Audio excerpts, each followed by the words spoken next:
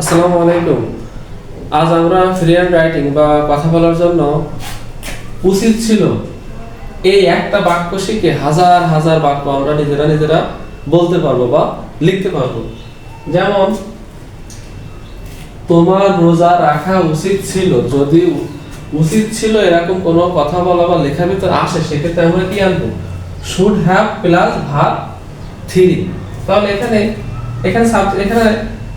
রাখা উচিত ছিল, এখানে কি আছে? রাখা উচিত ছিল, তাহলে নিশ্চয়ই should have plus verb three হবে।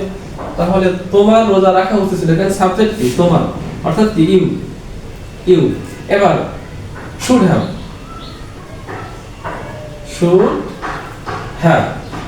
তোমার উচিত ছিল কি? রোজা রাখা। তাহলে রোজা রাখা ইংরেজি কি? রোজা রাখা ইংরেজি কি জানি আমরা? ফাস্ট। তাহলে ফাস্টের ইংরেজি কি? Fasted. You should have fasted. তোমার রোজা রাখা উচিত ছিল। ঠিক একই ভাবে এখানে লিখছে কি? আমাদের বেশি করে ইবাদত করা উচিত ছিল। এখানে কি আছে? উচিত ছিল। তাহলে আমাদের ইংরেজি কি? উই। এবার কি দেব? Should have.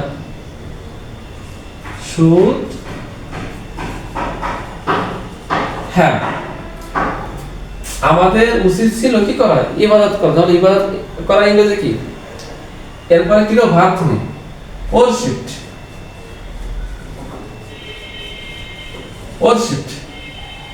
তাহলে ভার্ব থ্রি দিলাম কি? Worshipped. We should have worshipped. বেশি করে ইংরেজি কি?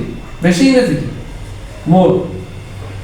তাহলে we should have worshipped more.